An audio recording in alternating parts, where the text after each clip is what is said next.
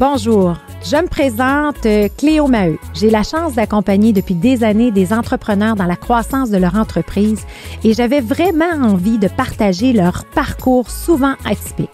C'est pour cette raison que j'ai créé Histoire d'hypercroissance, ce podcast où j'y invite des entrepreneurs et des experts à partager les meilleures pratiques d'affaires, mais surtout dans le but de vous inspirer et comprendre la différence qu'ils font dans la vie des gens. Dans cet épisode, j'ai le bonheur de recevoir Vicky Marchand et Véronique Dargy, qui sont des joueurs clés dans l'équipe d'Evol. Evol, cet organisme qui était anciennement Femmes et Sœurs, qui est devenu Evol, pour vraiment parler de tout ce qui est diversité et inclusion et qui a un volet énorme sur l'impact positif dans les organisations. Alors, ça a été un échange vraiment fructueux. On a parlé de brigade conseil, on a parlé de financement, on a parlé de boîte à outils. Bref, cet organisme a un support extraordinaire.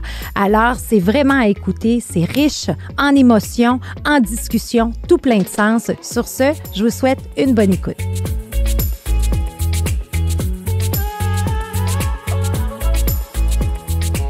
Chers complices de Evol, bienvenue.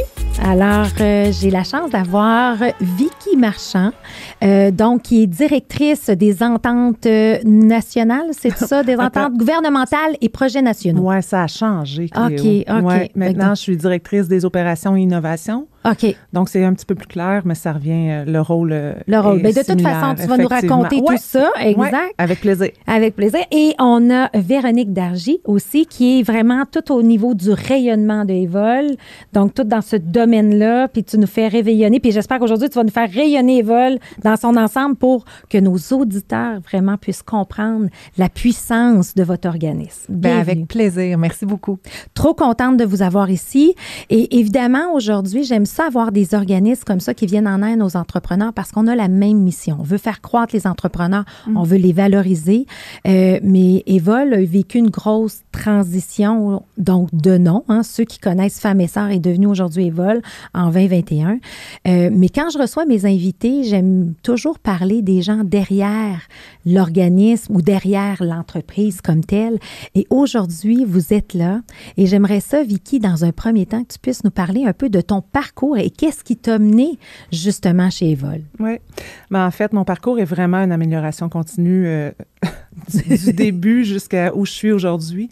Je suis une fille de terrain. Je suis une fille qui a appris sur le terrain, qui est bonne dans l'action et c'est là que j'apprends le plus. Donc, j'ai commencé dans les clubs de golf. J'ai travaillé 11 ans dans les clubs de golf au Mirage et après, on a été copropriétaire au Champêtre à Sainte-Anne-des-Plaines.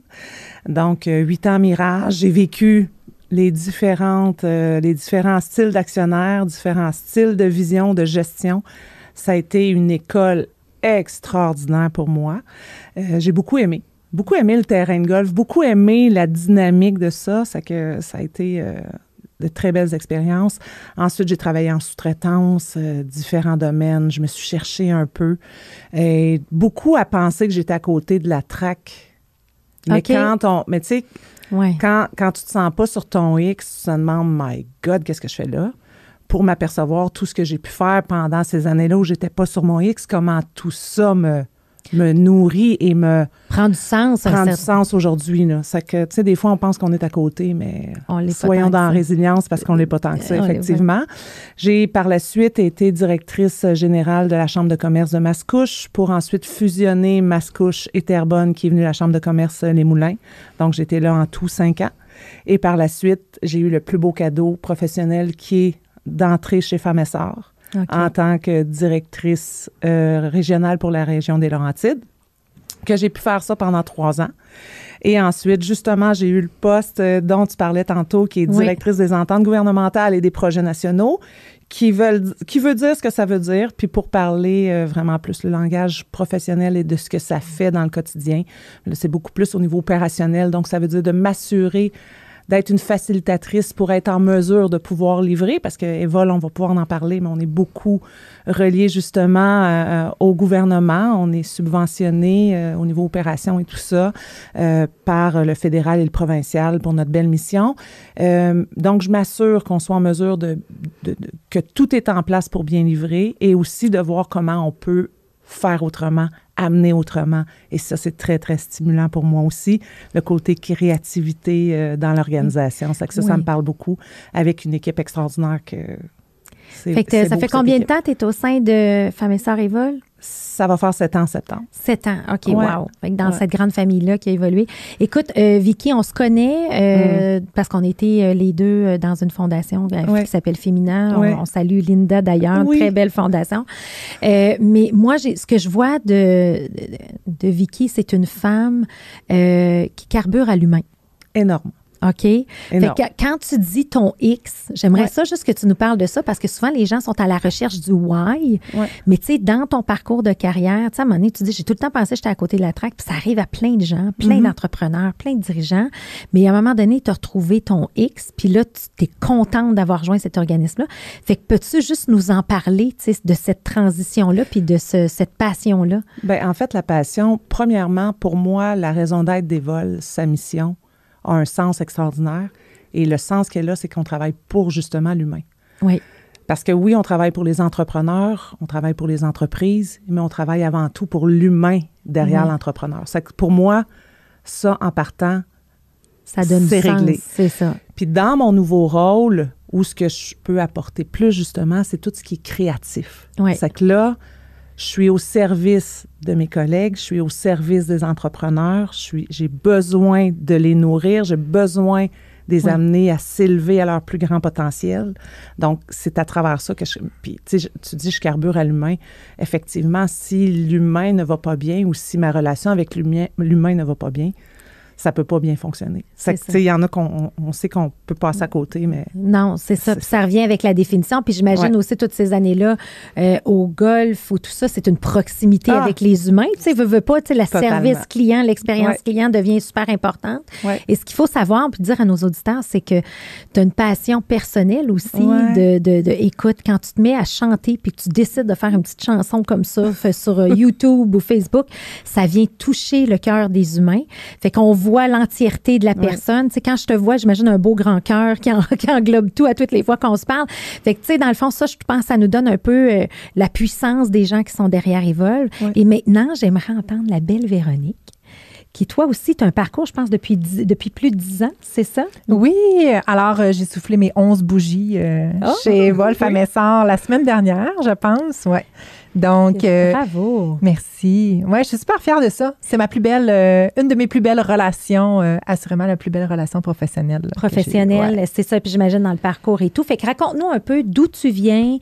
C'est quoi ton parcours pour justement te rendre là? Oui, puis ma voix était vraiment pas dessinée à l'avance. C'est drôle parce que la semaine passée, j'étais en vacances puis j'ai lu une citation qui disait « C'est pour savoir où je vais que je marche ». Puis là, j'ai fait « Ah, c'est tellement ça mon parcours ». Ouais. Donc, assez jeune, en fait, j'ai été dans la gestion de commerce, donc boutique, gestion d'un café aussi qui est assez extraordinaire. Donc, j'ai été là pendant plusieurs années. Et puis, j'ai travaillé aussi dans un Carrefour Jeunesse Emploi. Donc, j'ai été conseillère en employabilité, en fait, de par mon expérience en gestion de commerce. Il faut savoir qu'en fait, l'endroit où je travaillais, là, c'est un petit café qui est très, très populaire dans ma région native à Trois-Rivières. Et on recevait énormément de candidatures. Puis dans les valeurs de l'organisation, c'était vraiment de prendre le temps avec chaque personne qui venait porter sa candidature. Donc, c'était vraiment d'apporter cette considération-là et de prendre le temps avec chacune des personnes. Et donc, éventuellement, j'ai accueilli une stagiaire au sein de notre organisation. Puis, j'ai échangé avec la personne qui travaillait pour l'organisme. Puis, je me disais, « Hey, c'est génial ce que les personnes font, tu sais, pour les jeunes. Je me verrais faire ça. » Donc, de fil en aiguille, j'ai appliqué sur un poste, en fait, qui était inexistant. Je suis allée rencontrer les gestionnaires de l'organisation. Et puis, éventuellement, il y a un poste qui est ouvert. Donc, j'ai été en employabilité. Et il y a un poste qui s'est présenté par la suite comme agente de sensibilisation à l'entrepreneuriat jeunesse. Oh, wow! Donc, on remonte il y a plusieurs années. Ça a été une des premières initiatives du gouvernement pour stimuler l'entrepreneuriat, en fait, au Québec. Puis on se disait, ça commence, en fait, dès le jeune âge et à l'école. Donc, c'est un poste que j'ai occupé pendant plusieurs années. J'ai eu aussi l'occasion d'accompagner des jeunes qui avaient un projet d'affaires qui se concrétisait pas toujours, mais par contre, qui avait l'opportunité de développer quand même des compétences entrepreneurial, leadership, créativité, innovation au travers de leurs différentes démarches. Donc, j'ai fait ça plusieurs années. Et éventuellement, j'ai rencontré des membres de l'équipe de Femmes Essor à l'époque. Puis j'ai eu un réel coup de cœur pour cette organisation-là. Je trouvais que c'était des personnes qui semblaient faire les choses différemment, qui étaient sur le terrain, près des gens, vraiment avec une valeur ajoutée. Puis je me disais, hey, ça, c'est génial, cette organisation-là. Éventuellement, je me verrais joindre l'organisation. Puis c'est un peu la même histoire qui s'est répétée. Il n'y avait pas de poste ouvert nécessairement. J'ai cogné à la porte. Puis la directrice à l'époque qui me disait, écoute, j'ai 2 postes temps partiel qui sont ouverts. Puis éventuellement, on discute. Puis je dis, je pense que je suis tes 2 personnes. Je pense que je peux être ces 2 personnes-là. Donc, et au fil du temps, j'ai complété des études en administration et en communication marketing. Donc, j'ai commencé par être, Vicky, tu disais, je suis quelqu'un de terrain. Moi aussi, je suis quelqu'un de terrain. Donc, j'ai commencé sur le terrain pour éventuellement aller me former.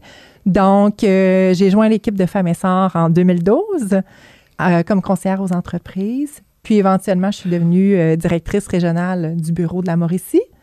Puis, j'ai quitté pour un congé de maternité. Donc, j'ai pris... Quand je suis rentrée, quand j'ai vu Véro la première fois, elle avait sa belle bédaine avec Rachel à l'intérieur. Oui, c'est la première et la dernière fois que je l'ai vue avant son congé de maternité. Wow. J'ai eu un coup de foudre pour elle. Oui, hein? Totalement. Ouais. Je pense qu'il vous décrit les deux, là. Tu sais, moi, quand je vous vois, là, puis quand l'énergie que vous amenez les deux, vous êtes des femmes dynamiques, créatives. Et puis, vous êtes les 2 terrains qui ont le goût de changer les choses, mais pas juste de parler, mais de le faire. Tu sais, puis ça, je pense, regarde, on le voit dans vos parcours. Puis je pense que ça résonne bien aussi avec la mission des vols vers où on s'en va, la raison d'être. Ouais. Fait que génial. Alors là, t'es rendu... Oui, puis là, je l'ai coupé. Puis là, la suite de ton retour est extraordinaire. Oui, parce que en fait, j'étais pas encore de retour au travail. Puis notre PDG venait tout juste d'être nominé. Faut savoir que dans le fond, quand je suis partie pour le congé de maternité, on venait de fusionner. On va parler un peu tantôt là, de l'histoire de l'organisation, mais on venait de fusionner toutes les 17 entités régionales.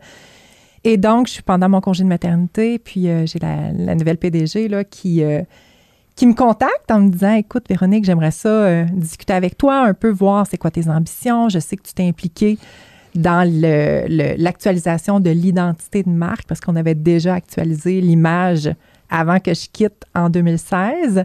Donc, j'ai cru comprendre que tu avais un intérêt pour les communications, etc. J'aimerais ça qu'on se rencontre. Et elle m'avait confié à l'époque, parce que c'était la première fois, en fait, qu'il y avait un poste qui allait se créer aux communications, mais vraiment un poste pan-québécois pour unifier le message puis vraiment renforcer la marque Femmes Essor dans les 17 régions du Québec. Et moi, à l'époque, mon cœur balançait beaucoup entre l'admin et la com. Oui. Et puis, tantôt, Vicky, tu parlais de ton X.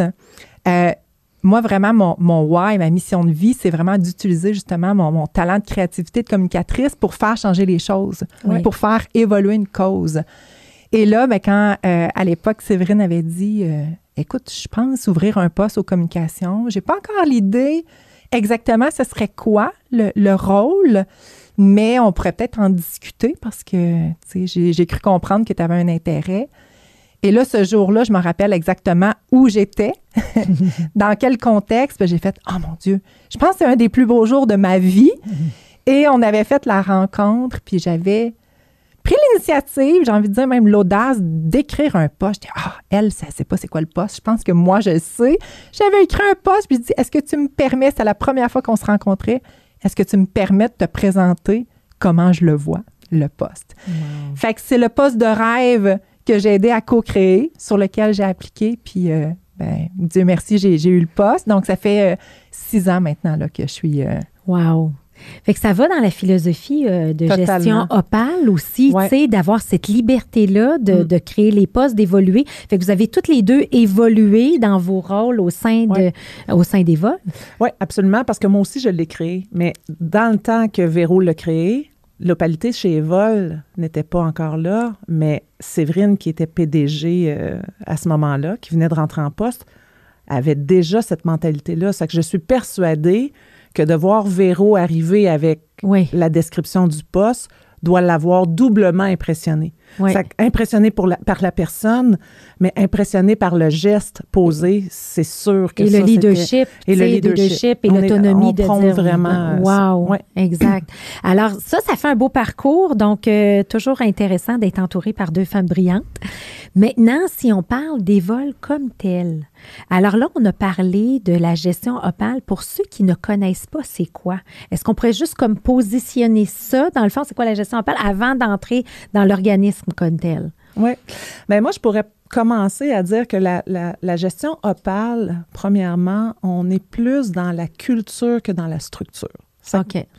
Peu importe la structure qu'on devra y faire, parce qu'une organisation, elle a ses livrables, elle a ses produits, elle a son unicité qui est différente d'un endroit à l'autre. Donc, on ne peut pas mettre une structure très claire avec l'opalité qui va faire en sorte qu'on va livrer de la bonne façon selon la structure. Il y a une adaptation à faire au cours du temps et au cours qu'on évolue dans l'opalité pour s'assurer que la structure fait l'affaire et qu'elle soit surtout pas trop hiérarchique. Parce que justement, à travers la structure Opale, la culture Opale, c'est de s'assurer qu'on est dans l'écoute, qu'on est dans la liberté, qu'on est dans la responsabilité, qu'on est dans la considération. C'est que c'est beaucoup une culture, ça fait partie des valeurs, ça fait partie de la façon qu'on travaille, l'implication de chacun. Donc, de s'assurer que quand on met quelque chose en place, que tout le monde peut avoir des idées pour l'organisation. Donc, c'est une organisation qui responsabilise énormément et qui invite à la créativité de chacune des personnes qui y travaillent. Oui. C'est très, très important. Donc, utiliser les talents, peu importe le poste que tu occupes, de t'assurer que tu sois à ton plein potentiel et sinon de t'amener à travailler sur d'autres projets pour réussir. Parce que c'est drôle ce que vous me dites là, vous me faites penser, tu sais, quand on parle d'Opale, c'est d'holocratie, une structure aplanie, peu importe le nom qu'on lui donne, je pense que tu l'as bien décrit. Mais le gros problème qu'on voit dans les organisations actuellement, puis j'ai sorti justement des stats, tu sais, à chaque début d'année, je sors mes stats, tu sais, pour comme faire, OK, c'est quoi les grandes tendances en entrepreneuriat, des choses comme ça. Puis il y a une étude de McKinsey qui est sortie qui disait que à peu près, tu sais, 77% des gens veulent mettre du leadership dans leur organisation. Les millénials, à 63% vont dire, je développe pas assez mes compétences de leadership. Mais seulement 5% des organisations ont réellement des programmes pour développer les talents. Alors là, en ayant une culture Opale, ça permet de vous exprimer et ton talent, tu te le crées aussi. Oui. Tu n'es pas obligé d'être en attente, mais d'être capable de dire, voici la contribution, voici comment je le vois, voici ce que j'ai le goût d'amener. Puis ça, ce qui est le fun, c'est que de par juste le partage de vos parcours, ça démonte cette culture-là. Toi, comment tu le vois? Y a-t-il quelque chose que tu le vois dans le rayonnement, tu sais, d'une culture comme ça? Bien, en fait, souvent, ce qui ressort, c'est l'autonomie. En fait, la confiance et l'autonomie. Okay. Parce que chez nous, on a un dicton là, qui dit « celui qui fait, sait ». Donc, c'est celui qui fait le travail, qui sait vraiment de quoi il en retourne. Oui. Puis j'ai aimé quand même que Vicky parle de culture, parce que même si antérieurement, dans mon rôle de directrice du rayonnement des affaires, j'étais plus dans une posture de direction, donc de hiérarchique, plus hiérarchique, exactement. Mais l'approche était la même. Oui.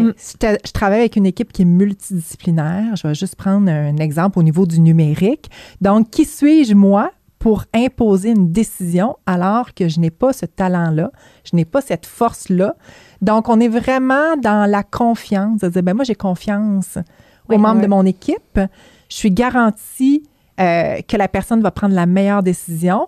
Toutefois, si jamais cette décision-là impacte d'autres collègues, on s'est doté d'une structure quand même de collaboration, de dire qu'on doit solliciter l'avis et ensuite prendre la meilleure décision pour l'organisation. Mais il y a vraiment une confiance, une autonomie qui est là, une liberté d'action qui est géniale. Puis souvent, tu sais, quand on peut entendre, quand on parle avec des collègues ou des personnes d'autres organisations qui disent, ben nous, on a une façon de fonctionner, ça marche pas, ça fait 10 ans que c'est comme ça. Oui. Il y a comme une espèce de fatalité que nous, on vit pas, parce que dès que quelqu'un nous arrive avec un élément qui fonctionne pas, on est toujours en mode, OK, c'est le collectif qui va y penser. C'est quoi l'enjeu? Exactement. Oui. Et quelle solution tu aurais envie d'apporter? Donc, cet élément-là vient vraiment amener un aspect très positif. C'est drôle. Puis là, vous me faites réaliser quelque chose parce que c'est drôle dans ma micro-entreprise. J'ai jamais voulu, moi, Cléo Maheu, me donner le rôle de présidente. C'est pas ça ma contribution d'être présidente. Mais d'être fondatrice puis d'être coach, ça, c'est ma contribution. T'sais. Puis c'est drôle, on fait la même chose. Puis la création des postes dans l'organisation, je mets le mot responsable. Oui. J'aime pas le mot, t'es directrice VP des ça. Je m'en fous du titre. C'est toi, c'est quoi ta force? C'est qu'est-ce que tu t'occupes, tu sais? Puis souvent, ce que j'amène aussi, c'est, oui, il y a un titre, mais quelle est la raison d'être de la fonction? Oui. Quelle est ta contribution? Puis c'est ça aussi qui vous fait vibrer quand vous en parlez, les deux. Tu as le rayonnement. Toi, c'est le côté créatif, visionnaire, amener ça plus loin tout en étant terrain, qui va dans la philosophie. Fait que c'est comme... fait que c'est intéressant. Fait que ça, j'invite, en fait, nos auditeurs à réfléchir.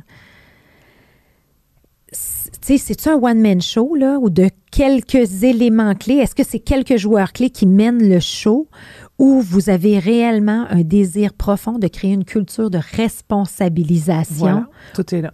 Tout est là. Oui. Exact. C'est ce que vous expérimentez. Et c'est pour ça, moi, j'avais écrit à Séverine, j'avais dit, j'aimerais ça que tu viennes. Finalement, il y a eu un changement.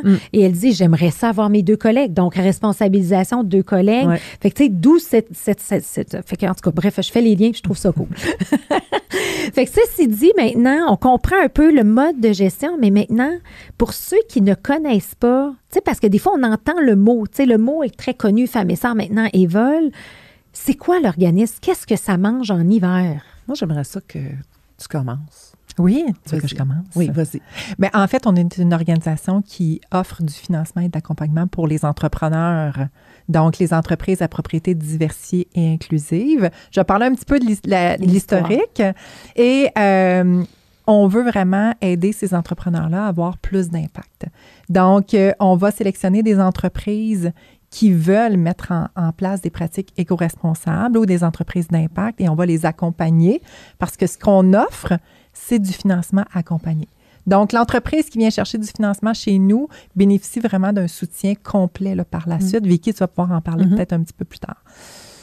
Maintenant, parce que c'est ça, comme tu disais un peu en introduction, Cléo, on dit Femmes et Sœurs, les gens connaissaient. Maintenant, le virage, pourquoi le virage vers Evol? Et qu'est-ce qu'on est venu moduler? J'ai envie peut-être de revenir en arrière dans la petite histoire parce que Femmes et Sœurs a été quand même présente depuis 25 ans. Donc là, ça fait maintenant peut-être 27 ans, donc plus de 25 ans. Femmes et Sœurs a été créée en 1995 sur la Côte-Nord. Et ce que je trouve génial, c'est que c'est des femmes entrepreneurs et des partenaires de l'écosystème qui ont créé ce premier fonds-là destiné aux femmes entrepreneurs. Donc, à l'époque, c'était vraiment de constater, OK, il y a moins de femmes que d'hommes au niveau de l'entrepreneuriat pour toutes sortes de raisons qui appartenaient aussi à l'époque et de dire, bien, visiblement, le financement traditionnel ne semble pas convenir. Qui plus est, on réalise à quel point, bien, tous les services qui viennent englober le financement, tout ce qui est accompagnement, le réseau de soutien, etc., bien, c'est un must. Je cherchais un terme français, c'est un avantage là, pour soutenir l'entrepreneur. Donc, ça a été la première initiative. Puis, devant le succès, il y a eu un appui là, quand même assez rapproché là, au niveau du gouvernement du Québec, qui a été notre premier partenaire de longue date. Et donc, entre 2001 et 2013, il y a eu des Femmes et Sœurs partout au Québec. Donc, essentiellement, ce qu'on faisait, c'est qu'on offrait du financement de l'accompagnement pour les femmes entrepreneurs, mais on faisait aussi beaucoup de promotion. Donc, on voulait aussi donner envie aux femmes de se lancer en affaires en disant, mais regarde, c'est possible. Oui, il y a des défis qui sont là, qui nous sont propres, mais entouré d'une équipe, vous pouvez y arriver. Et donc, voilà. Donc, Femmes et Sœurs... J'apporterai une petite précision. Justement, 2013, jusqu'à cette date-là, c'était tous des bureaux indépendants. Donc, chacun avait son CA. Chacun avait... Oui, il y avait le réseau à ce moment-là, Véro, si je ne me trompe pas, mais chacun avait son propre CA. Okay. Donc, ça, c'était une autre réalité aussi qui a été changée par la suite, mais à ce moment-là, c'était ça. Quand on parle de l'évolution d'Evol, il y a eu beaucoup d'adaptations chez Evol aussi à travers les années. Tu sais, quand on parle, on n'a pas beaucoup parlé, mais on en parlera parce que l'engagement est une de nos valeurs. Oui. Puis on peut voir à travers ces années-là aussi l'engagement à travers ça. Je vais te laisser continuer, Véro, mais ça, ce point-là, justement, qui a été comme un virage assez extraordinaire. Un des premiers, parce que là, il y en a d'autres. Oui, il y en a d'autres virages, mais ça, là, de s'installer partout au Québec, mais ce virage d'indépendance régionale-là, versus la suite. C'est ça que je te laisse continuer, c'est pas banal, là. Ben non, c'est ça. Puis éventuellement, on a décidé d'unifier nos forces. Puis un des éléments, là, c'est un peu mon chapeau au niveau du rayonnement, mais un des éléments aussi distinctifs de Femmes et Sœurs, c'est qu'on réalisait à l'époque à quel point on manquait de modèles d'entrepreneurs, femmes. Éventuellement, il y a eu des émissions qui sont venues un peu glorifier l'entrepreneuriat à la télévision. Donc là, on voyait des entrepreneurs femmes réussir. Et bien, nous, ce qu'on entendait, là, parce que tu parlais des conseils d'administration, des entrepreneurs qui étaient mobilisés dans les régions, ils nous disaient, bien, c'est génial. Ces personnes-là, tu sais, on aspire éventuellement, tu sais, qui sait, à avoir autant de succès qu'eux autres. Mais en même temps, on aimerait ça aussi présenter d'autres modèles d'entrepreneurs à qui on peut s'identifier, qui nous ressemblent puis qui peuvent nous inspirer un peu plus, tu sais, dans notre quotidien. Et donc, bien, dans nos actions, en plus d'offrir du soutien, bien, on a commencé à faire des campagnes pour mettre en lumière des entrepreneurs. Puis j'ai envie de parler de la première campagne qu'on a faite qui a mis en lumière 100 entrepreneurs de partout au Québec. Oui. Donc, ça a été une première campagne l'objectif de la campagne, c'était vraiment de valoriser aussi les forces distinctives des entrepreneurs. C'est une campagne qu'on avait nommée « Je suis » à l'époque. Et un fait anecdotique, c'est que dans le fond, quand on regardait les formulaires de candidature, puis on posait la question, c'est quoi la raison d'être de l'entreprise? Pourquoi, ultimement, vous avez décidé de vous lancer en affaires? J'ai envie de dire 99% des femmes, à l'époque, avaient mentionné qu'ils lançaient leur entreprise pour faire une différence positive dans la société. Et là, bien, toute cette notion d'impact-là, on a dit hey, « mon Dieu, c'est incroyable ». Et d'ailleurs, ça a été un peu la prémisse de la suite parce que quand on s'est réunis, toute l'équipe, on était dans une rencontre biannuelle et là, on était à l'aube de notre planification stratégique. Donc, on était vraiment à réviser c'est quoi notre raison d'être, pourquoi on existe ultimement, puis c'est quoi la différence, nous, qu'on veut faire. Et ça, c'est ressorti, de dire à ta peu, là. Nous, là, on veut qu'il y ait plus d'entreprises à propriété féminine au Québec, oui, mais ultimement, pourquoi? Est-ce qu'on veut que peupler la terre de plus d'entreprises alors qu'il y a des enjeux de société qui sont présents, sans parler évidemment de toutes les crises climatiques, sociales, etc. Donc, vraiment, notre why, c'est quoi? Et là, bien, vraiment de dire, nous, on veut, oui, financer, accompagner des entreprises à l'époque à propriété féminine, mais pourquoi? Pour leur permettre de générer de l'impact positif et leur permettre de créer, en fait, un monde meilleur. Donc, ça a été un des points tournants quand on a actualisé la raison d'être. Et éventuellement, bien, on a décidé aussi d'élargir la clientèle. Parce qu'historiquement, Femmes et Sœurs était destiné aux entreprises à propriété féminine. Et avec le renouvellement de la mesure Femmes et Sœurs dans les dernières années, on a décidé d'élargir, en fait, la mission. En 2019. 2019, élargir la mission, mais c'est le nom d'élargir la mission qui était vraiment la diversité et l'inclusion? Oui. OK. Au niveau, effectivement, parce que là, on avait notre raison d'être claire. Oui. Mais quand on parle justement d'avoir un impact positif, c'est aussi l'inclusion. Oui. C'est la diversité. C'est la diversité de genre, c'est la diversité au niveau de tout.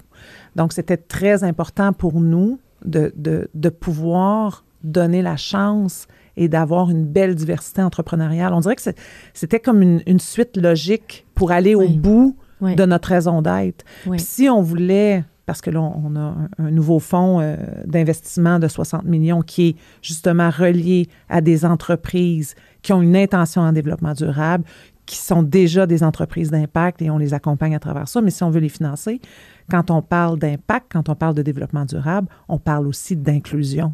Oui. On parle aussi de parité. On ne pouvait pas y aller à moitié. Oui. Donc, c'est pour ça qu'on a élargi notre clientèle et c'est la raison pour laquelle que Femmes et Sœurs est passé à Évol pour justement élargir et pouvoir soutenir tout entrepreneur de groupes sous-représentés en entrepreneuriat.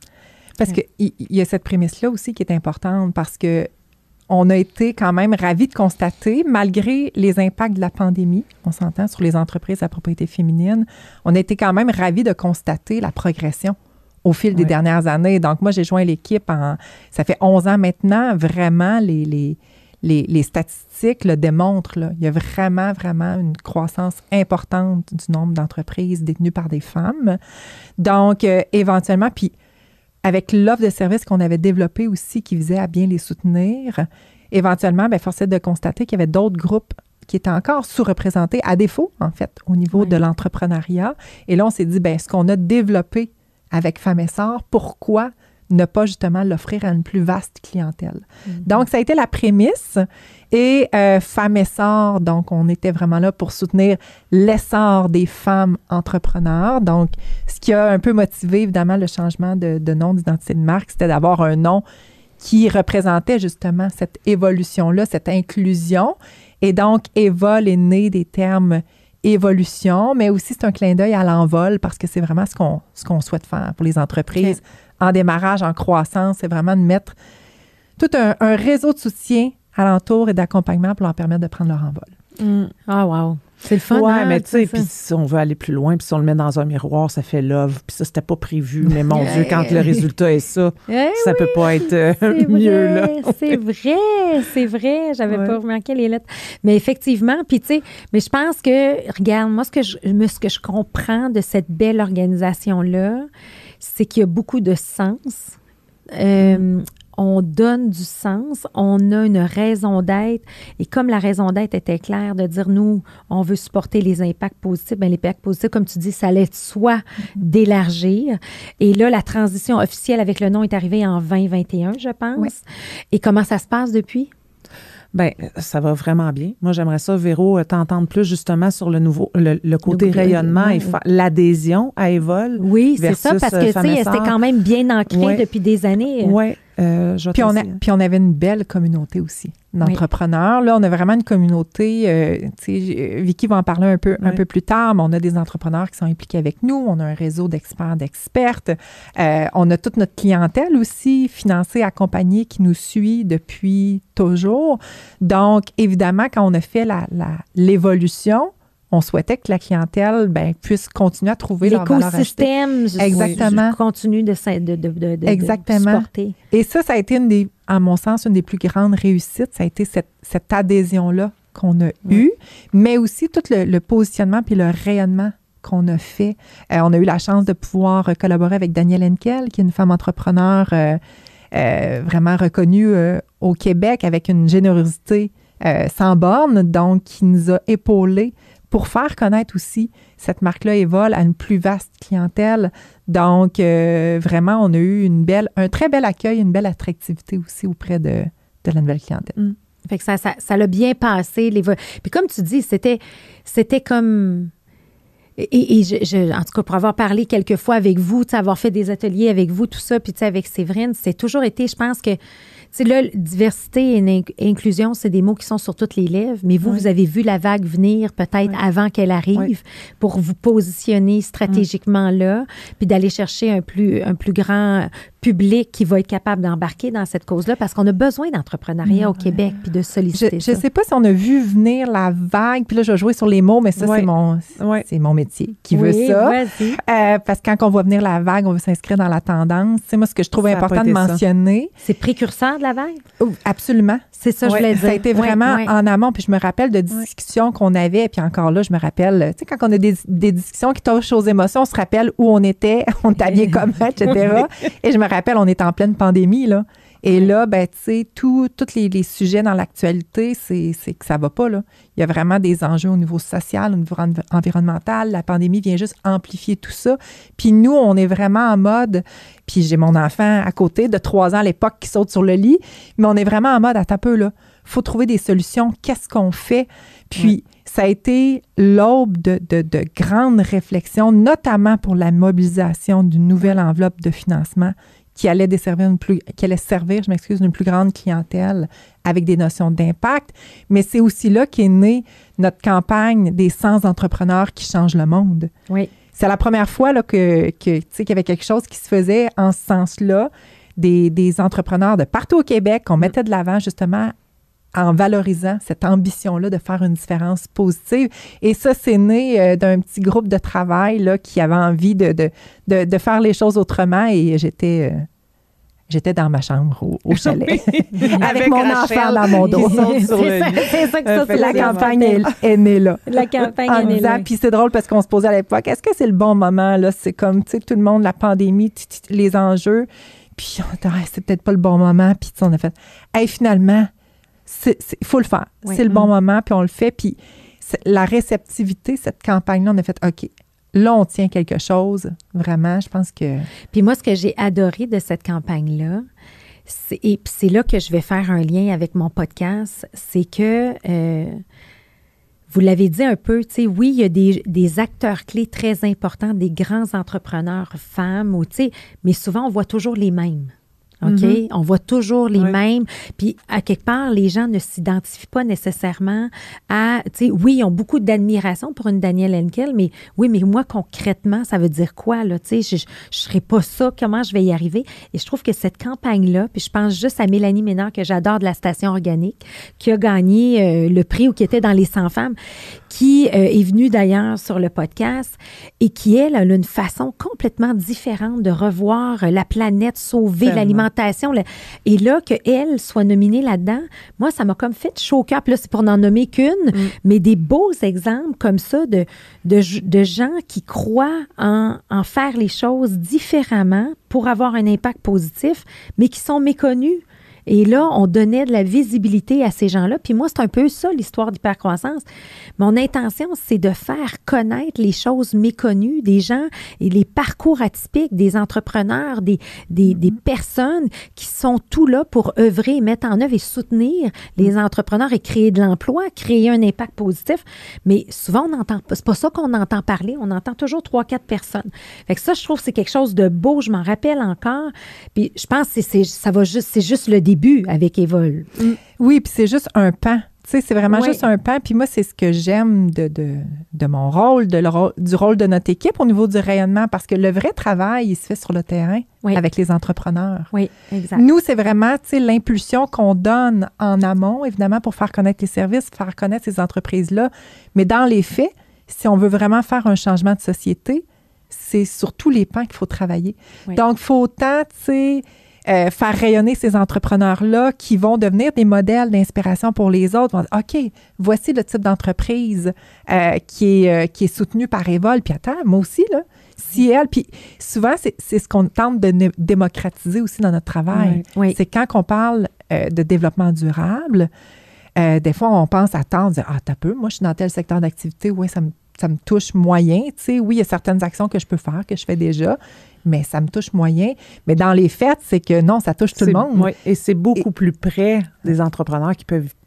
Mais ça, j'aimerais ça qu'on en parle parce que, tu sais, quand moi, j'amène les différentes tendances que les entrepreneurs se doivent de réfléchir, le mode hybride est là pour rester, tu sais, la notion d'utiliser les technologies pour croître, mais la notion d'environnement, de développement durable, il faut qu'un entrepreneur aujourd'hui l'adresse. Absolument.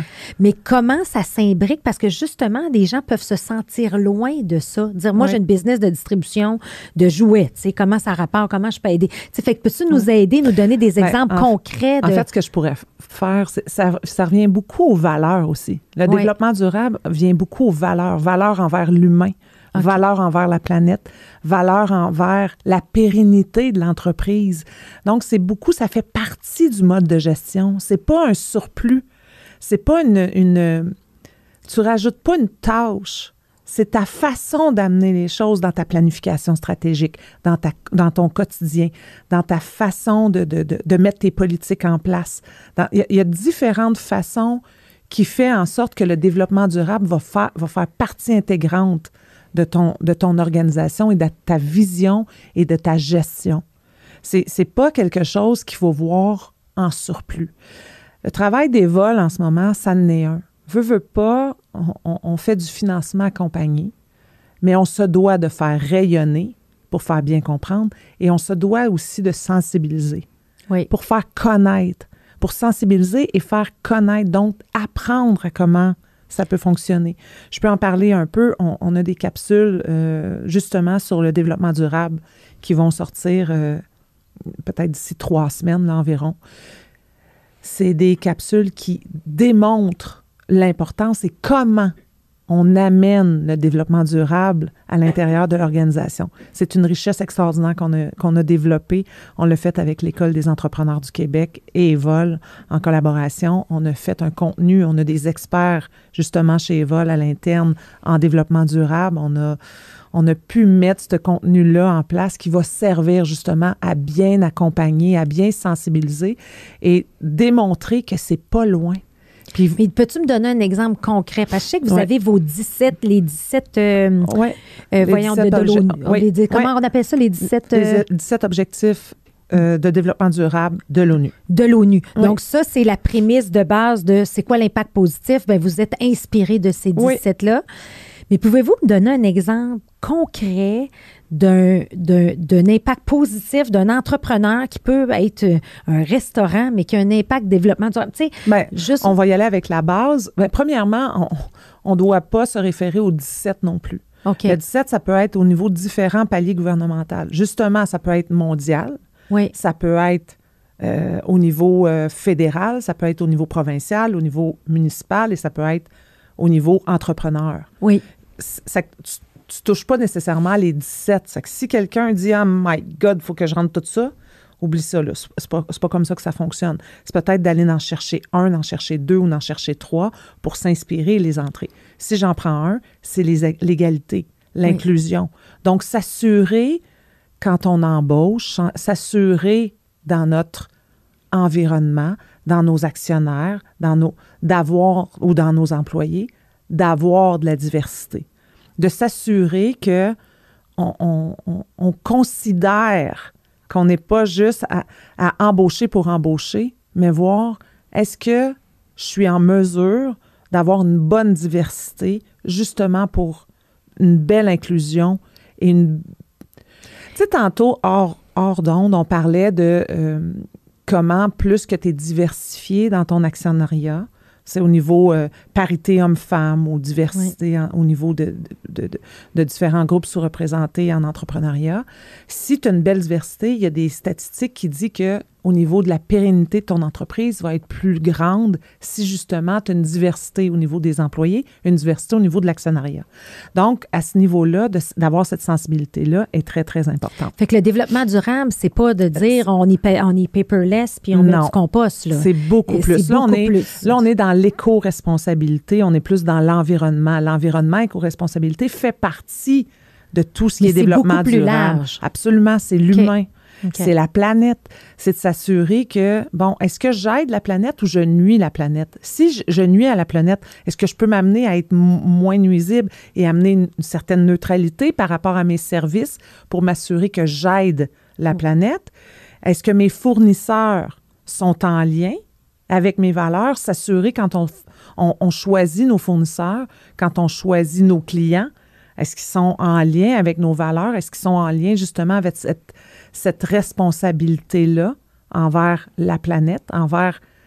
Ça, c'est des questions qu'on peut se poser aussi au niveau de la gouvernance. Est-ce que, justement, quand on va dans la gouvernance, est-ce que j'ai une bonne gouvernance dans mon entreprise? Est-ce que je redonne bien? Est-ce que je paye mes impôts? Est-ce que j'en cache? Parce que ça, c'est redonner aussi. Oui. C'est tout d'être... C'est tout ça, le développement durable. C'est d'être cohérent de bien agir. Oui, OK, je comprends. C'est beaucoup en lien avec ça. Donc, c'est de se poser dans différents domaines les bonnes questions pour être un meilleur citoyen, donc une meilleure entreprise. Un meilleur humain qui a un impact et qui fait une différence. Ouais, on a reçu Annie Rouleau aussi de Unscented Company, dans le fond, qui nous a vraiment tout expliqué, qui est certifié B Corp. Oui. Mais elle nous a vraiment expliqué, tu sais, tout comment qu'elle voyait ça, qu'elle était prête à payer plus cher, mais pour le local. Mais dire, regarde, je vais encourager les gens ici, puis je suis pas à 5 cents près de la bouteille ou quoi que ce soit. Je veux développer un partenariat, donc l'économie circulaire. Et là, juste pour ma connaissance personnelle à moi, le buzzword qu'on entend, c'est le ESG, donc environnement, social, gouvernance. Oui. Tout ça s'imbrique. C'est la même chose que un peu ça se ressemble avec le développement durable. C'est quelque chose qui est plus précis, Oui. Mais le développement durable englobe encore plus que ça. Puis l'ESG peut se retrouver un petit peu dans ces critères. Dans les 17 objectifs de l'ONU. J'ai envie de dire qu'on est vraiment dans une approche 360 parce qu'on a vraiment, on soutient et on accompagne les entrepreneurs dans toutes les fonctions de leur entreprise. Oui. On travaille justement avec une équipe d'experts, expertes aussi pour les amener un peu plus loin dans ces réflexions. Ça, c'est la brigade d'accompagnement, juste pour voir que si les gens... Parce que là, ce qu'on va faire, c'est qu'on va mettre tous les liens dans le contenu de l'épisode. Là, on va avoir tous les liens pour permettre justement aux gens qui ont le goût de justement en apprendre plus sur Evol, soit au courant. Mais dans le fond, il y a la brigade d'accompagnement. Ça, c'est quoi exactement? Oui. Dans le fond, c'est la brigade conseil. On a mobilisé des experts, des expertes de plein de secteurs d'entreprise là, partout au Québec. Donc, dans le fond, récemment, on était en discussion avec une de nos collègues directrices régionales qui a donné un exemple très concret. Puis je disais, hey, ça dit tellement bien ce que c'est. Elle mentionnait, elle dit, moi, dans mon accompagnement post-financement, elle dit, je me vois un peu comme on prend l'exemple du médecin généraliste. Donc, comme la généraliste qui fait le suivi, qui voit, premièrement, au niveau de l'humain, comment ça va. Parce que ça, c'est un élément important. Là, je déroge oui et non, parce que pour nous, dans le développement durable, c'est aussi ça. C'est aussi considérer l'humain derrière. Fait qu'au-delà de tes chiffres, comment ça va, les ventes, comment ça va, les bénéfices, comment ça va, c'est toi, comment ça va. Oui. Comment ça se passe? C'est quoi tes défis les derniers temps? Comment je peux t'appuyer là-dedans? Puis parfois, juste le fait d'échanger, de verbaliser, de parler, c'est libérateur. Donc, puis souvent, c'est des confidences qu'on a de dire, moi, j'ose pas nécessairement amener ces éléments-là à mon conjoint à la maison et autres. Puis dans les fêtes, je peux pas en parler nécessairement avec mon équipe. Je veux pas les insécuriser. Et souvent, c'est un peu le tabou qu'on a de dire, mon partenaire financier, je peux pas lui dire que j'ai des enjeux ou que ça va moins bien, alors qu'au contraire, on est là pour les aider. Donc, la directrice, là, ce qu'elle disait, c'est moi, je suis un peu comme la généraliste. Je vais voir comment l'humain, l'entrepreneur va, maintenant, comment va l'entreprise. Et après ça, je travaille avec des personnes qui sont plus spécialistes à qui je peux référer. Et là, justement, on a une brigade conseil, on a des experts, des expertes qui donnent des heures. Donc, on a vraiment une communauté mobilisée là, qui donne des heures pour les entrepreneurs. C'est bénévolement, là, ça. Là. Oui. On a 70 expertes dans différents domaines de gestion partout au Québec qui donnent 15 heures par année. C'est que 70 fois 15 heures, ça donne ce que ça donne. Mais c'est beaucoup d'heures. C'est beaucoup d'heures. C'est ça. Qui sont au service de nos entrepreneurs financés et aussi non financés. Puis là, je vais mettre un petit peu bémol. Il faut quand même que ces entrepreneurs-là qui viennent nous voir et qui ont besoin d'un service, qui répondent quand même à notre politique de financement qui est reliée justement au développement durable et entreprises d'impact. Oui. Donc, on veut toujours que ça soit cohérent, là. Donc, on veut... Puis s'ils ne sont pas là, on peut les accompagner aussi à ce niveau-là, à les amener. Du moment que l'intention est là. Oui. Nous, on veut l'intention. Oui, tu parles souvent, Cléo, de l'intention, puis ça, c'est très important. Oui. Si l'intention est là, on va être en mesure de bien les accompagner. Donc, ces experts-là dans différents domaines de gestion de l'entreprise, de plus en plus aussi spécialisés ou en développement durable, on veut s'assurer aussi que nos experts adhèrent, comprennent bien, même s'ils sont en comptabilité. Parce que même la comptabilité va avoir du développement durable. Là-dedans aussi, c'est d'avoir la clarté d'esprit sur et l'intégration de cette vision-là, ce positionnement-là stratégique va affecter toutes les sphères d'une entreprise. Toutes les fonctions. Oui, absolument. Puis c'est pour ça aussi qu'on va avoir une approche 360. C'est pas d'en rajouter. Puis c'est le défi. On le sait, c'est le défi des entrepreneurs de dire, attends un peu, là, moi, j'ai mes défis quotidiens. Là, mais vous avez raison, parce que quand j'amène ça dans mes ateliers, souvent, si c'est pas comme intégrer comme une Annie Rouleau, que le positionnement est clair, mettons, de développement durable, il y a comme une non-sensibilité ou une non-connexion, je dirais, à ça. Donc, vous avez un gros rôle aussi d'éducation. Là, le mot anglais qui me vient, c'est awareness, là, mais tu sais, de faire connaître ça, d'où votre boîte à outils aussi, je pense, qui est importante, les vidéos qui s'en viennent. Fait que on va être capable de mettre les liens aussi là-dessus. Oui. OK. Oui, fait qu'on a un beau travail à faire parce que c'est ça l'idée. L'idée, c'est pas de faire des choses de plus, c'est de les faire différemment. Puis la vérité, c'est qu'il y a beaucoup de choses qui se font déjà. Oui.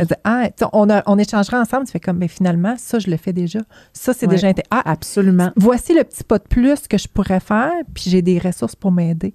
Donc, souvent, c'est des choses qui sont beaucoup plus accessibles qu'on pense. C'est pas de faire nécessairement des choses toujours de plus. Ça peut être des choses faites différemment, mais généralement, ça répond aux valeurs des organisations qu'on attire, parce qu'on attire souvent les personnes qui partagent les mêmes valeurs, la même vision que nous. Donc, pour nous, il y a vraiment une accessibilité qui est là. Puis la boîte à outils, ce qui est génial, c'est qu'on en parlait aussi, de dire les entrepreneurs, il y a une multitude de ressources qui existent et des fois, c'est de faire les choix, puis c'est aussi d'y investir du temps. Et c'est quelque chose qu'on a réalisé aussi, c'est de dire les formats qui sont à consommer au moment de mon choix, que je peux mettre sur pause, revenir, etc., c'est une formule qui plaît actuellement. Donc, de pouvoir avoir ces options d'apprentissage-là de façon autonome, mais d'avoir quand même une référence par la suite pour dire, écoute, j'ai vu la capsule, j'ai des questionnements, puis chacune des capsules, là, on se coupe un peu parce que ça va être lancé prochainement, mais contient aussi des pistes puis des outils que je peux prendre moi concrètement, puis évaluer un peu mon entreprise avec des pistes de solutions, dire, OK, concrètement, là, j'ai un petit pas à faire, il est là. Finalement, c'est beaucoup plus facile et simple que je l'aurais pensé. Puis à travers ces capsules-là qui vont être sorties éventuellement, c'est là que les entrepreneurs vont pouvoir voir aussi, OK, je suis vraiment pas loin, là. Oui. Puis souvent, on a un de nos collègues qui est justement spécialisé en développement durable chez nous qui dit souvent, si ça transparaît dans la mission et dans la vision, le reste va découler. Le reste va suivre. C'est que si dans ta raison d'être, dans ta mission, que c'est ou on pourrait aller avec ton BIAG aussi, du moment que ça transparaît là-dedans, tout va être clair par la suite. C'est que c'est vraiment de se poser, de se ramener à la base, dans la racine de ton entreprise pour t'assurer qu'après ça spread.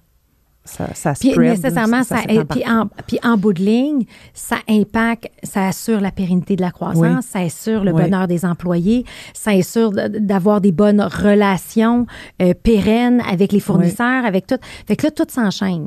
Ben oui, puis je ramène la pérennité, c'est pas au détriment de l'organisation. Il faut faire attention. Oui.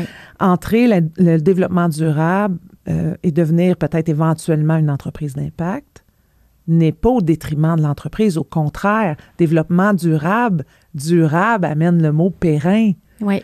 Amène, quand tu es durable, tu amènes la pérennité. C'est ça qu'on veut pour les entreprises. On veut qu'elles soient durables dans le temps.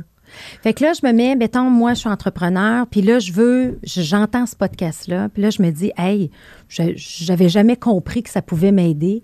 Pouvez-vous nous expliquer un peu des exemples de cas ou de clients cibles qui vont cogner à la porte des vols et des exemples pour que les gens puissent s'associer et dire, regarde, t'es arrivé là, on l'a écouté, on a donné du financement, puis aujourd'hui, tu sais, est rendu là ou peu importe. Mais tu sais, pour que nos auditeurs puissent comprendre un peu le volet peut-être plus concrètement, quand on parle de développement durable, c'est quoi? Y a-t-il des exemples qui vous viennent en tête?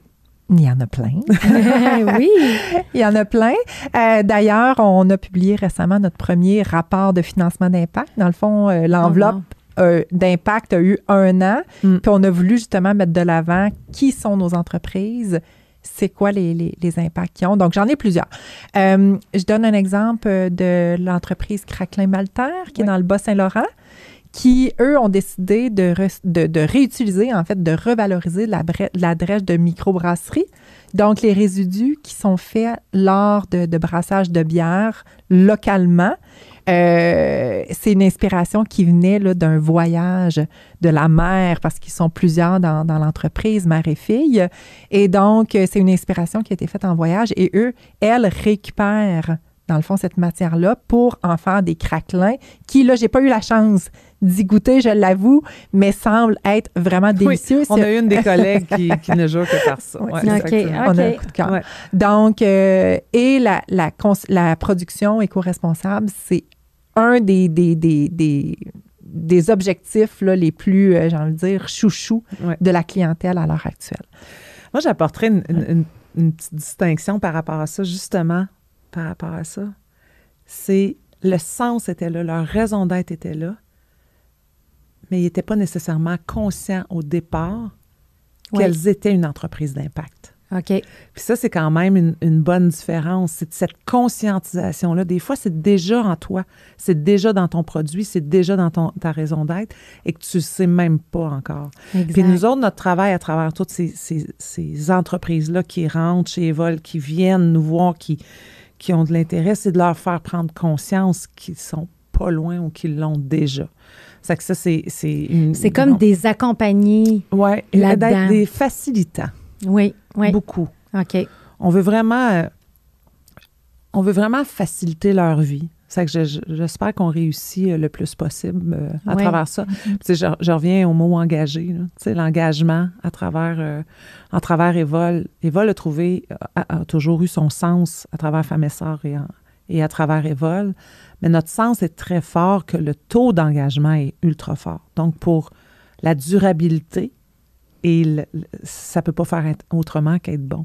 Puis je crois que justement, tu sais, des entreprises, peut-être que le sens n'est pas assez clair, devraient justement se ramener à cet essentiel-là de départ, de s'assurer que le sens est assez clair pour que les collègues, les employés qui y travaillent s'y rattachent et y restent. Parce que l'engagement est la base de tout. Oui. Mais je pense, puis êtes-vous d'accord que la nouvelle génération a besoin beaucoup plus de sens? Énormément. C'est le fun, ça. Oui. C'est le fun parce que je trouve que cette conscience-là, ils l'ont beaucoup plus naturellement. L'espèce de cohérence, non prendre soin de la planète, le côté international, local, c'est beaucoup plus facile. Vous devez avoir des bels exemples aussi de jeunes entrepreneurs qui veulent faire la différence aussi, non? Bien, en fait, c'est comme tu dis, c'est plus ancré en eux. Moi, j'ai des exemples de personnes proches de moi, justement. J'ai rencontré une entrepreneure hier soir qui a parti une plateforme reliée au bien-être. J'ai une autre, la fille d'une grande amie à moi qui a parti son application Partage Club, qui est censée, qui y a une volonté d'impact social, environnemental, durable, qui est énorme, là. C'est que le sens est tellement important pour la nouvelle génération et ce besoin. C'est un devoir comme entrepreneur, parce que, tu sais, je pense que le message aussi que tu lances, Vicky, est très important, c'est de dire, on ressent aujourd'hui, de par votre témoignage, dans le fond, comment Evol a évolué et toujours en gardant le même sens. Donc, la raison d'être a évolué, mais le sens est toujours le même, puis on va avoir le même impact positif et tout.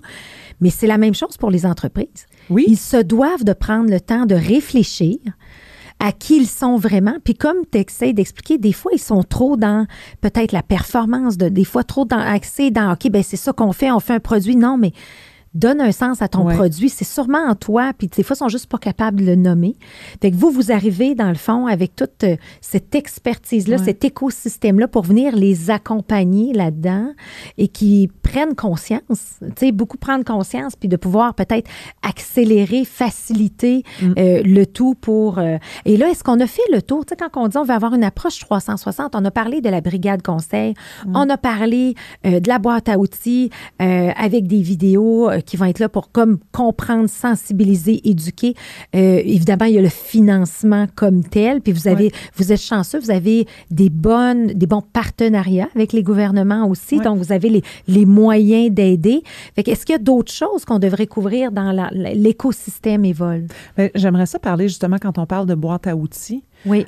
On a les capsules ODD qui sont là, reliées aux objectifs de développement durable, qui vont arriver. On a les capsules en gestion financière, parce que ça, il ne faut pas oublier cette partie-là non plus, qui font partie justement de la santé, de la santé financière de l'organisation et de s'assurer qu'on maîtrise nos chiffres, parce qu'il y a le couteau à double tranchant que je pourrais dire. C'est quand tu es très aligné sur le sens, tu oublies un peu le côté business de ton entreprise aussi, puis il faut trouver cet équilibre-là parce que ça fait partie de la durabilité, ça aussi. Oui. Ça en fait partie. Puis si tu ne t'assures pas que la santé financière de ton organisation est là, bien, c'est de trouver cet équilibre-là entre justement ta raison d'être, pourquoi tu es parti en affaires, versus justement, ben là, il faut que ça soit périn aussi. Faut qu'on ait une pérennité dans cette organisation-là. Mais souvent, quand tu ne connais pas tes chiffres, puis tu ne connais pas bien analyser, tu ne connais pas comment ça fonctionne les états financiers, malheureusement, il y en a beaucoup plus qu'on pense qui se partent en affaires, qui connaissent pas les états financiers, qui connaissent pas comment ça fonctionne. Donc, ça, on a des capsules aussi pour ça. Puis tantôt, Véro, elle disait, on voulait s'assurer d'avoir des outils. Quand on a parti ces outils-là, puis j'en ai un autre à vous parler après, mais je sais que tu vas intervenir aussi. On s'est assuré à la base que les prémices de base, c'est les entrepreneurs, ils n'ont pas le temps, ils n'ont pas le goût. Puis donc, à ce moment-là, il faut s'assurer que ce qu'on va mettre en place, ils vont pouvoir l'écouter quand ils veulent et aussi qu'ils vont y trouver plaisir et un sens. Parce que c'est très important. Donc, les capsules qu'on a mis en place, autant pour développement durable que gestion financière, servent à ça. Puis, je vous parlerai d'un autre produit, mais je laisse la parole à Véronique. Non, j'avais envie de rebondir parce que dans le fond, ce qu'on a développé comme outil, j'ai envie de dire, qui est vraiment, tu sais, l'aspect plus complémentaire à notre offre de base au niveau du financement accompagné, c'est vraiment en accompagnant les entrepreneurs en proximité qu'on a pu découvrir un peu plus leurs besoins. Absolument. Puis Vicky, tu parlais de la notion, tu sais, financière. Puis ça, c'est quelque chose qui était vraiment là, c'est de dire à quel point, à l'époque, la clientèle qu'on accompagnait, quand on regardait les états financiers, bien, c'était vraiment le stress de dire hey, ça, c'est le bout, là. Moi, si je pouvais, tu sais, évacuer ça de mon entreprise, je peux-tu, moi, faire mes produits, je peux-tu rendre ma clientèle heureuse? Puis ça, pour moi, c'est le mal nécessaire. Fait qu'il y avait une espèce d'inconfort lié avec un manque d'intérêt, mais souvent... Un manque de connaissances. Un manque de connaissances. Puis de demander de l'aide, c'est un peu tabou, parce qu'on se dit, peu, là, moi, je suis une businesswoman, là, je suis une femme je suis supposée de connaître ces affaires-là, et donc, mais je ne suis pas super confortable de dire que mon état financier, finalement, que je regarde avec mon financier aux 3 mois, je le comprends pas.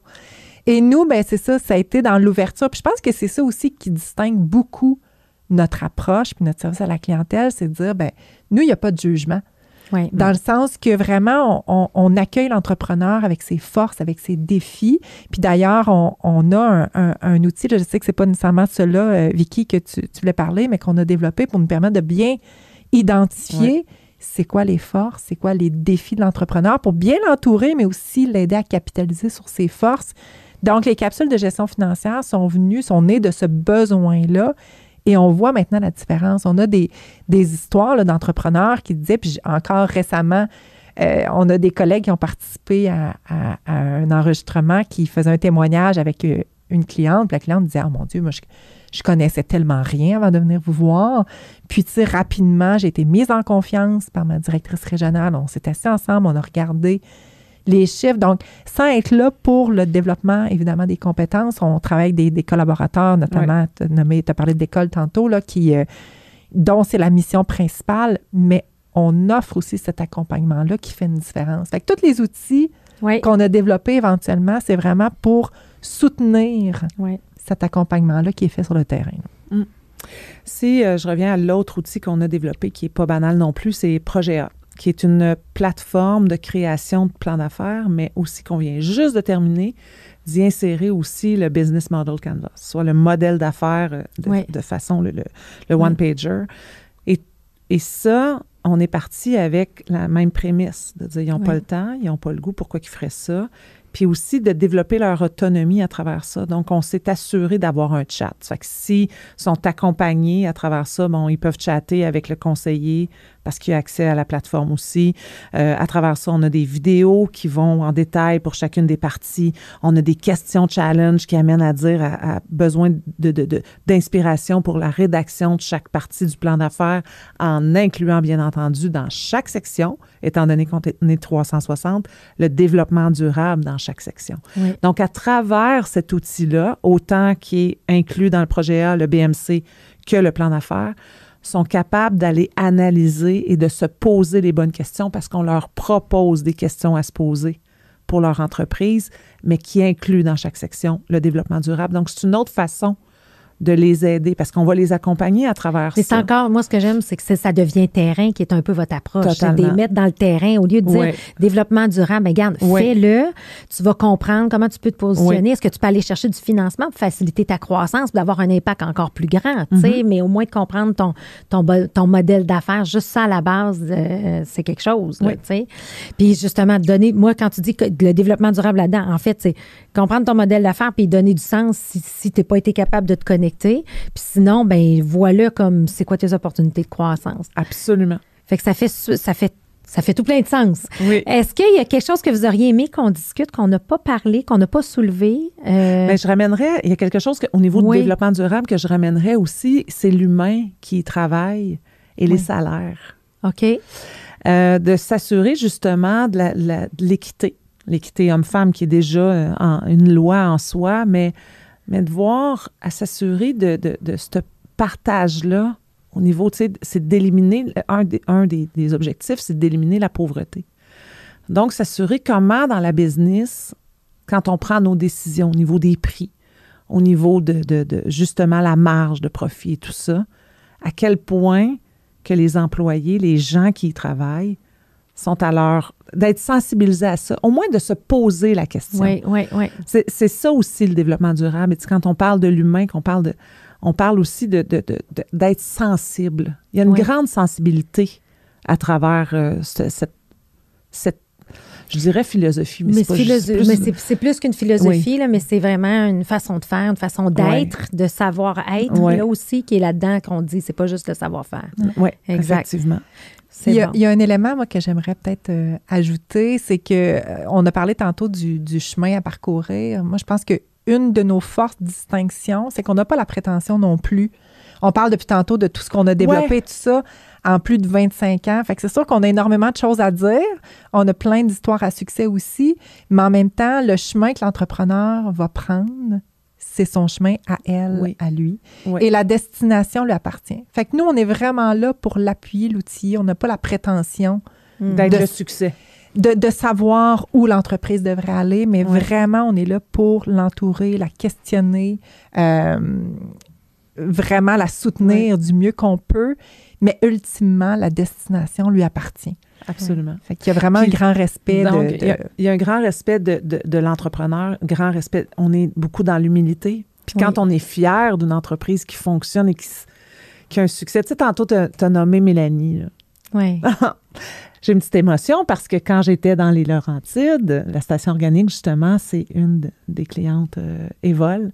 Et j'accompagnais Mélanie. Et le côté humain que j'ai développé avec cette personne-là et la fierté que j'ai envers elle n'est pas une fierté que j'ai envers moi. Oui. Je suis fière d'elle, je suis fière de son entreprise, mais pour elle, c'est ça la différence des vols. C'est d'être fière, mais pas parce que nous, on a fait quelque chose pour eux. C'est des voir aller. Les voir aller. Ben moi, moi, je suis à la même place que vous. Moi, je suis comme contente d'accompagner tous mes clients puis de les voir évoluer puis qui ont le succès qu'ils ont décidé et méritent. Puis des fois, c'est pas toujours un succès. C'est pas un succès nécessairement financier. Ça peut être un succès d'impact. Ça peut être un succès. Mais juste te dire que Mélanie t'a mentionné dans le podcast. Non! Comme étant la personne qui l'a le plus aidé et impacté. Fait que tu veux pas avoir d'impact. Tu veux pas qu'on en parle, mais elle l'a dit pareil. Wow! OK. C'est pour ça que je pense à ça. Mais OK. Ben merci beaucoup, mesdames. On arrive déjà à la fin. Je pense que ça fait... je pense que c'est des bonnes discussions, des bonnes réflexions à avoir comme humain, mais surtout, je pense que si on a le goût d'avoir, puis tu sais, c'est très tendance, mais si on a le goût de le pousser plus loin, d'avoir être un entrepreneur d'impact positif, ben c'est de vous contacter, puis de voir aussi le potentiel et les possibilités qui peuvent s'offrir, parce que souvent, les femmes, on ne demande pas nécessairement, les femmes et diversité, peu importe, des fois, on ne demande pas assez d'aide non plus, fait que c'est d'aller cogner à les portes, et comme tu as dit, Véro, c'est sans jugement, tu sais. Et moi, je terminerais tout le long que vous me parliez, ça me rappelle le concept de Jim Collins que j'adore, qui dit « The Genius of the End », A-N-D, donc le génie du « et ». Donc, on peut être en quête de sens et d'impact pour la planète, mais ça ne nous empêche pas de faire de l'argent, d'avoir Absolument. une pérennité pour réinvestir. Mais ça en fait partie. Exact. Donc, le profit et la raison d'être, ça peut cohabiter ensemble. Mais il faut. OK? Donc, l'humilité et le succès, ça peut cohabiter ensemble. Donc, tous ces éléments-là, je trouve que ça vient bien décrire et résumer un peu ce que vous faites depuis maintes années. Et je suis sûre que ça va continuer à évoluer pour Evol. Et je vous remercie de nous avoir partagé votre envol. Merci, Cléo. Merci. Ça a été un plaisir. Puis, on est présente dans les 17 régions du Québec. C'est une belle fierté aussi, une belle proximité qu'on a avec les gens du milieu. Donc, n'hésitez pas à nous contacter. Avec un grand plaisir. Yes. Merci, madame. Merci.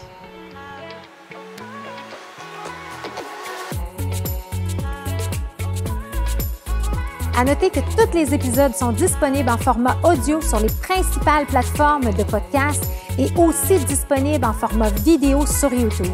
Si ce podcast vous a inspiré, sachez que vous pouvez retrouver tous les outils utilisés par ces entrepreneurs à travers une boîte à outils que j'ai cumulée au fil des années. Tout simplement vous rendre sur hypercroissance.com/outils. Pour en savoir plus sur Hypercroissance, n'hésitez pas à nous suivre sur les réseaux sociaux. On partage une panoplie d'informations, d'articles, d'outils pour vous aider dans votre croissance sur les réseaux sociaux. Et si ce podcast vous a plu, je vous invite à le partager avec quelqu'un à qui ça pourrait être utile. Merci et à bientôt.